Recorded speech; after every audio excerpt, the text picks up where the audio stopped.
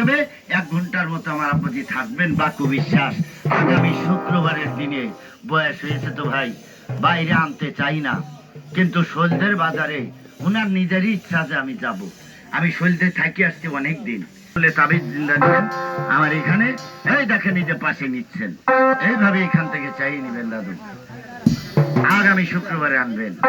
হাত জাগালেন, জাগান হাত, জাগান প্যারালাইজ থেকে হাত চলে না, এখন হাত উঁচু করে তুলে যাচ্ছে আমার বাবাজি। আল্লাহ ভরসা। এইভাবে এসে চাইয়ে নিতে হয় তবে। বাড়িতে রুগী থাকলে রুগীর নাম লাগে, উপস্থিত রুগীর নাম কিরাম কোনোটাই লাগে না।